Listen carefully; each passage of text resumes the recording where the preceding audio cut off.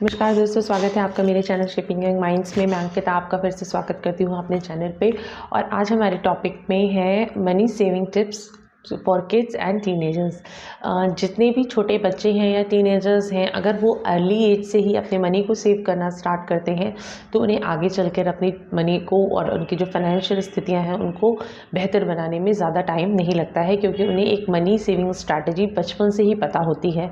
और as a parents हमारा भी ये फ़र्ज़ बनता है कि हम बच्चे को पावर ऑफ मनी बचपन से ही सिखा दें, क्योंकि हम सब जानते हैं कि पैसा बहुत इंपॉर्टेंट होता है, लेकिन हम यंग एज में शायद ये नहीं सीख पाते और इसका जो भुगतान है वो हमें बाद में जाकर भुगतना पड़ता है, जब हमारे ऊपर एक के ऊपर एक रिस्पॉन्सिबिलिटीज़ आती हैं और तब हमें समझ नहीं आता कि हम अपने मनी को मैनेजमेंट किस तरीके से करें।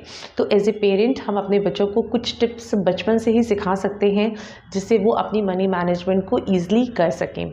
तो आइए वीडियो को स्टार्ट करते हैं। अगर आपको मेरा ये वीडियो का टॉपिक अच्छा लगता है, अगर आपको ये वीडियो में ये टिप्स अच्छी लगती हैं तो प्लीज़ मेरे चैनल को लाइक करिएगा, सब्सक्राइब करिएगा मेरे चैनल शेपिंग यंग माइंड्स को, और बेल नोटिफिकेशन को ज़रूर हिट करिए जिससे आपको मेरे वीडियो सबसे पहले मिल सकें। आइए वीडियो को स्टार्ट करते हैं। तो सबसे पहली टिप है, अगर आपका बच्चा छोटा है और वो एक टॉडलर एज का है या फिर अभी उसका अकाउंट नहीं खुल सकता है, तो आप उसके लिए एक अट्रैक्टिव सा पिगी बैंक ला कर दीजिए और आप उससे कहिए कि जो भी पैसा आपको मिलता है कहीं से भी, as a part of pocket money मिलता है या फिर कोई आपको दे कर जाता है या आप कहीं से आपको कलेक्ट करते हैं, तो उसका एक पार्ट आप अपनी सेविंग जो पिगी बैंक है उसमें रखिए।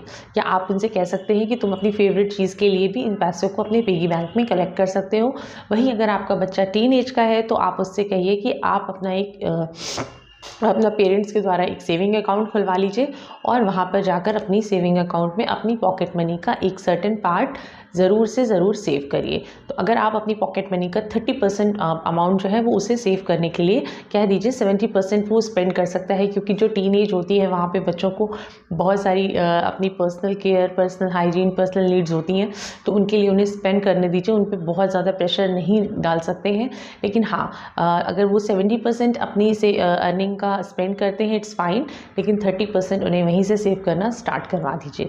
तो ये पहली टिप थी। सेकेंड टिप आपकी है कि आप उनको एक मनी टारगेट या मनी गोल उनको दे दीजिए कि एक सर्टेन टाइम में तुम्हें एक सर्टेन अमाउंट सेव करना है। जैसे छोटा बच्चा है वो इतना ज़्यादा तो नहीं समझेगा, पर आप उससे ये कह सकते हैं कि आपको पूरे ईयर में अपने फेवरेट टॉय के लिए मनी कलेक्ट करना है।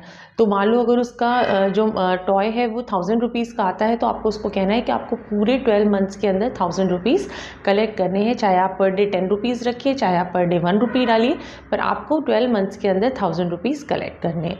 तो ये बहुत छोटे बच्चों की स्टार्टिंग की बात है, जो वो 5 ईयर्स, 6 ईयर्स, 7 ईयर्स का है, 10 ईयर्स का है। तो यहाँ पर उसको जो टारगेट आप दीजिए वो उसके फेवरेट टॉयज़, फेवरेट बुक्स या फेवरेट गेम्स के लिए उसको कहिए कि आप ऐसे कलेक्ट करो, मतलब उसे टारगेट देना है। और जो टीनेजर्स हैं उन्हें भी आप टारगेट दीजिए कि इतना आपको इतने टाइम में सेव करना है। इससे क्या होगा कि जो बच्चा है वो टाइम का इम्पोर्टेंस समझेगा और ये समझेगा कि हमें मनी कलेक्शन का भी जो समय है उसका एक टाइम लिमिट होता है, उसके अंदर ही हमें ये काम करना होता है। थर्ड टिप है मनी जार्स। 1:1:1 का रेशियो बच्चों और टीनेजर्स को फॉलो करने दीजिए। इसमें 3 टाइप के मनी जार्स या मनी रैक्स, बच्चों की कबर्ड बनवा दीजिए, या एक उनके लिए 3 टाइप के पिगी बैंक्स ला दीजिए और या मनी जार्स ला दीजिए। उसमें क्या होता है, 1:1 का मतलब होता है 1% जो है वो उनको सेव करना है। 1% मीन्स 33.33% उन्हें सेव करना है, 33.33% उन्हें स्पेंड कर देना है और 33.33% उन्हें गुड वर्क यानी अच्छे वर्क के लिए रखना है। और वो उससे वो किसी की हेल्प कर सकते हैं या फिर सोसाइटी के बेटरमेंट का काम कर सकते हैं या फिर वो उसको डोनेट कर सकते हैं नीडी लोगों के लिए। एक बच्चे या टीनेजर की बहुत ज़्यादा इनकम नहीं होती है, लेकिन अगर वो अपनी सर्टेन इनकम का एक पार्ट अच्छे कामों में लगाना सीख जाएगा तो वो हमारी ही सोसाइटी को आगे चल के बेनिफिट करेगा। नेक्स्ट है, उन्हें save first and spend last का रूल बताइए कि जब भी उन्हें पैसे मिलते हैं तो सबसे पहले हमें उसको सेव करना है, और जब हमारी सारी अच्छी सी टारगेटेड सेविंग हो जाती है उसके बाद ही हमें पैसे को स्पेंड करना है अपनी चीज़ों पे, और उसमें भी सबसे पहले हमें अपनी नीड्स जो इम्पॉर्टेंट हैं उन पे स्पेंड करना है, और अगर उसके बाद बचता है तो हम अपनी वांट्स पे खर्च कर सकते हैं। फिफ्थ रूल और फिफ्थ टिप है कि find free things for fun. बच्चों को फ़न बहुत अच्छा लगता है, एंटरटेनमेंट अच्छा लगता है, लेकिन उसकी बहुत ज़्यादा कॉस्ट होती है। अगर आप मॉल में जाएंगे और गेमिंग सेक्शंस में देखेंगे तो बहुत कॉस्टली कार्ड्स होते हैं, या फिर अगर आप राइड्स लेंगे या कुछ भी फैंसी चीज़ें करना चाहेंगे तो आपको उसमें बहुत स्पेंड करना पड़ता है। लेकिन हम ऐसी ऐसी चीज़ों से भी फ़न ले सकते हैं, जैसे फ्री नेचर विज़िट के लिए आप उन्हें ले जा सकते हैं, आप उन्हें अच्छे पार्क्स में ले जा सकते हैं, फ्री जो कम्युनिटी इवेंट्स या वेब कॉन्सर्ट्स होते हैं और सेमिनार्स होते हैं, म्यूज़िकल कॉन्सर्ट्स होते हैं जो कि फ्री होते हैं, आप वहाँ पे बच्चों को ले जाकर घुमा सकते हैं या बच्चों को सिखा सकते हैं कि ऐसी जगह पे आप फ़न करना सीखो जहाँ पे आपको कम से कम स्पेंड करना पड़े और आपको फ़न भी मिल जाए। और इसके साथ साथ आप बच्चों को प्ले डेट्स के लिए भेज सकते हैं, या फिर एक ग्रुप पार्टी कर सकते हैं, ग्रुप पिकनिक पे जा सकते हैं जहाँ पे हमारा पूरा पैसा खर्च नहीं हो रहा होता है और जहाँ पे हमें फ़न भी मिलता है। तो इस तरीके से फ्री जो एंटरटेनमेंट की जगहें होती हैं हमें वहाँ पे जाकर भी बच्चों के साथ टाइम स्पेंड करना चाहिए, जिससे बच्चा ये सीखे कि पैसा स्पेंड किए बिना भी हम फ़न कर सकते हैं। नेक्स्ट है, हमेशा कोशिश ये करिए कि जो स्नैक्स और ड्रिंक्स हैं जो इतने कॉस्टली बच्चों के लिए होते हैं वो हम घर पे ही बना लें, और अगर घर पे अवेलेबल नहीं है तो हम कम अमाउंट में चीज़ों को बनाना खाना सीखें, और ऐसी रेसिपीज़ को अपने घर में बनाएं जो कि ईज़िली कम पैसे में और टेस्टी बन सकती हैं। बच्चों को फूड की वैरायटी से मतलब होता है, उससे उन्हें मतलब नहीं होता कि उसकी क्या कॉस्ट है। तो अगर आप बच्चों को बचपन से ही हेल्दी और होममेड स्नैक्स खिलाएंगे तो बच्चों को भी बाहर जाकर स्नैक्स और ड्रिंक्स पे बहुत पैसा खर्च करना नहीं पड़ेगा, जो कि एक सर्टेन पार्ट होता है उनके पैसे खर्च करने का। नेक्स्ट टिप है to do extra chores to have extra money. बच्चे को बचपन से ही कुछ एक्स्ट्रा काम करने के लिए एक्स्ट्रा इनकम के लिए वर्क करना सिखा दीजिए। जैसे एग्जांपल के लिए वो ट्यूशन्स पढ़ा सकते हैं, या हमारे यहाँ भारत में पार्ट टाइम जॉब का इतना चलन अभी हुआ नहीं है, अब धीरे धीरे हो रहा है कि जो टीनेजर्स हैं वो अपनी सेविंग्स खुद करना सीखें, अपनी इनकम खुद करना सीखें। तो अगर उन्हें एक्स्ट्रा मनी चाहिए तो वो एक्स्ट्रा वर्क को कर सकते हैं। वो एक्स्ट्रा वर्क कुछ भी हो सकता है, जो वो ईज़िली कर सकते हो वो उन्हें करना चाहिए अगर उन्हें एक्स्ट्रा मनी चाहिए तो। नेक्स्ट ये है कि जो टीनेजर्स हैं या बच्चे हैं उन्हें लोकल लाइब्रेरी, अगर बुक रीडिंग है तो कॉस्टली बुक से बेहतर है कि वो यूज्ड बुक का इस्तेमाल करें। यूज्ड टेक्स्ट बुक बहुत ईजिली सेकेंड हैंड बुक्स मिलती हैं मार्केट में, उन्हें लाकर वो पढ़ सकते हैं। ज़रूरी नहीं है कि हमेशा नई ही बुक्स खरीदी जाएं। और उसके साथ साथ बहुत सारी जगहों पे स्टूडेंट डिस्काउंट कूपन्स मिलते हैं, स्टूडेंट्स डिस्काउंट्स मिलते हैं, कई चीज़ों पर स्टूडेंट डिस्काउंट्स मिलते हैं, तो उनका उन्हें फ़ायदा उठाना चाहिए। उसके अलावा कोई भी ब्रांड्स के पीछे बच्चों को बचपन से सिखाइए कि ब्रांड जैसी कोई चीज़ नहीं होती है, और ब्रांड्स के पीछे बहुत ज़्यादा रन नहीं करना चाहिए।